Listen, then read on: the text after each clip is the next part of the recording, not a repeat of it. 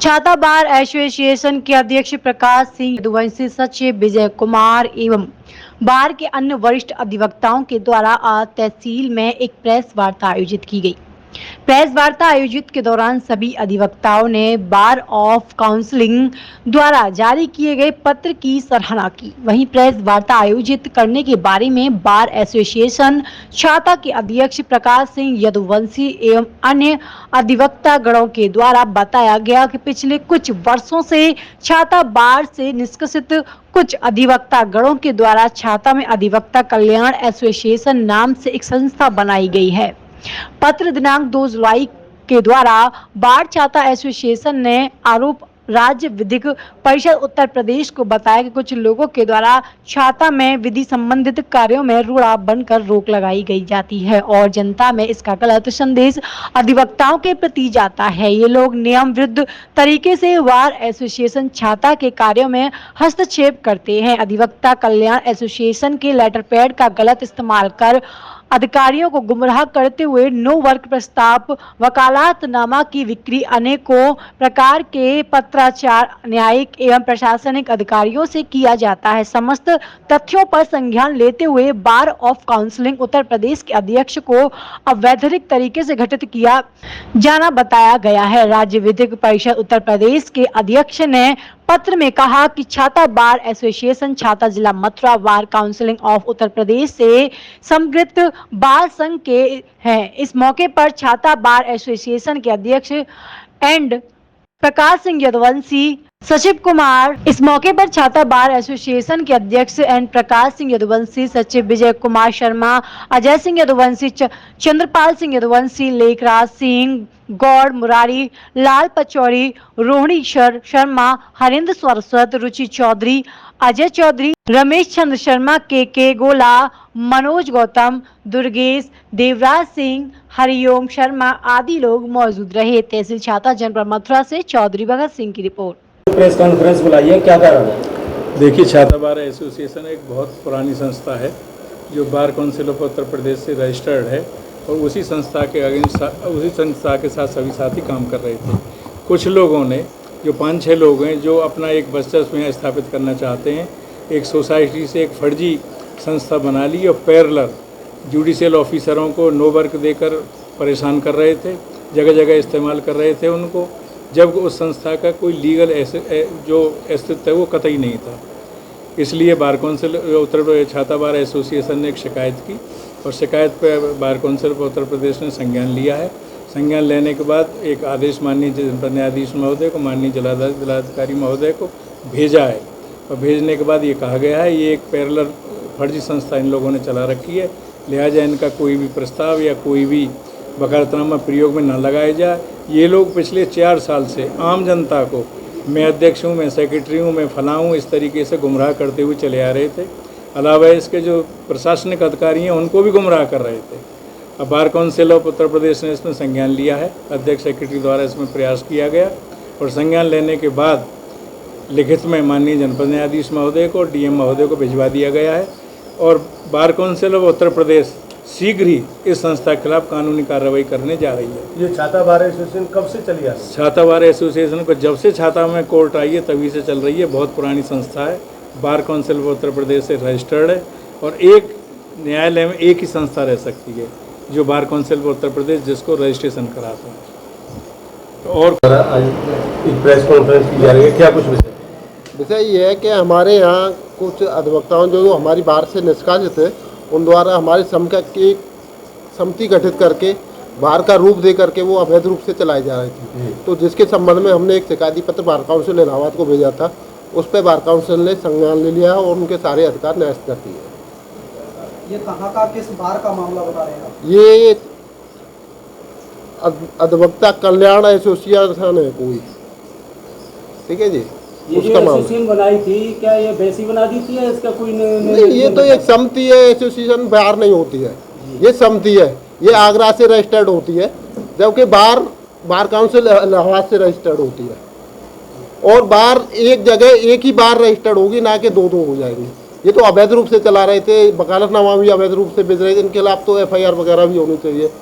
अच्छा, माना जाए वकील साहब के जैसे कि आप बता रहे हो, तो इसमें जो जमानत दी जाती है और जज साहब जो इनकी जमानत लेते हैं तो उस जगह वकील काम करते हैं, तो क्या वो लीगल है अनलीगल थे?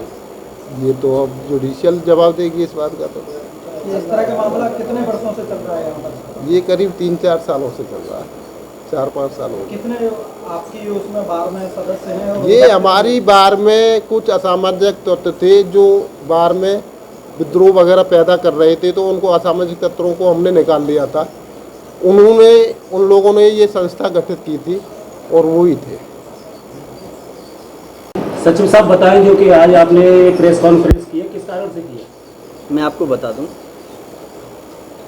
छाता बार एसोसिएशन छाता जो हमारी bar council of Uttar Pradesh से संबद्धता रखती है, यहाँ करीब 5 वर्षों से एक अधिवक्ता कल्याण एसोसिएशन नाम की एक फर्जी असंवैधानिक रूप से एक चला रखी थी, जो हमारी बार के पैदल काम कर रही थी। हमारे पूर्व में पदाधिकारियों द्वारा कई बार प्रार्थना पत्र भेजे गए। लास्ट में हमारे द्वारा भी 2/7/2024 को एक प्रार्थना पत्र भेजा गया, जिसमें बार काउंसिल के चेयरमैन श्री शिव कुमार गौड़ जी द्वारा संज्ञान लिया गया।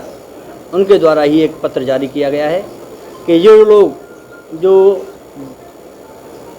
ज़बरदस्ती आम जनता को परेशान कर रहे थे, नो वर्कों का प्रस्ताव भेज करके, कंडोलेंसों का प्रस्ताव भेज करके, बार बार कोई किसी न किसी का प्रस्ताव लेकर के ये प्रस्ताव भेजते थे, जिससे जनता बहुत परेशान थी।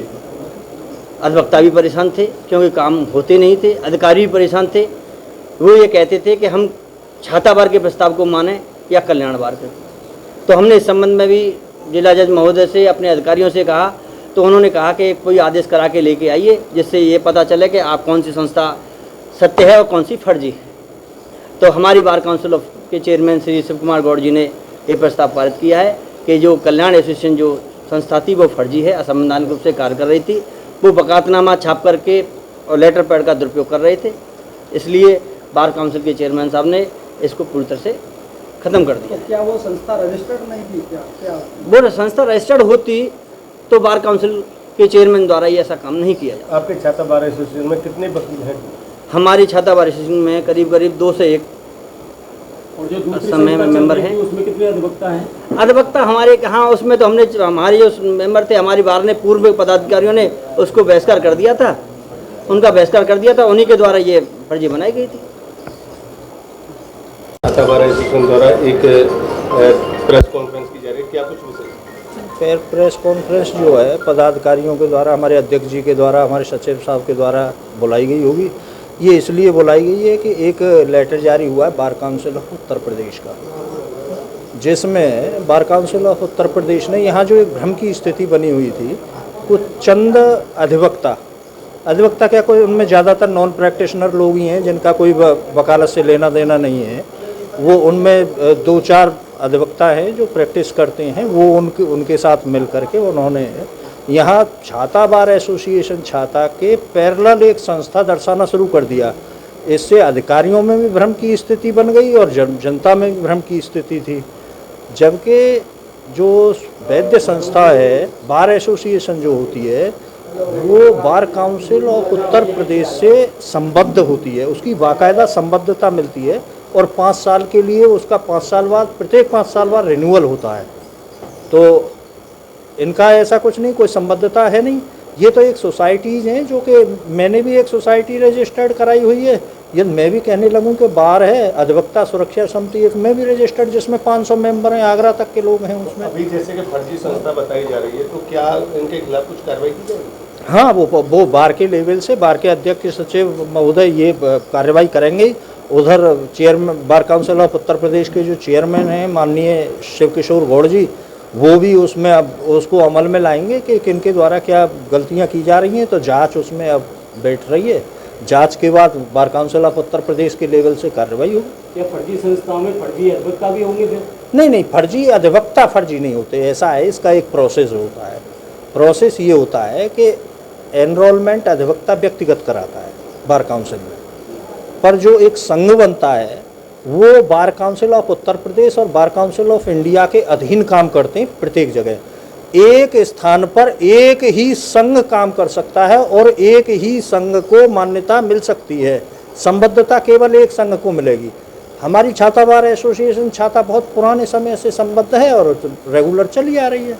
तो यहाँ किसी अन्य संघ को मान्यता bar council of Uttar Pradesh, bar council of India के द्वारा नहीं दी जा सकती। ये नियम है।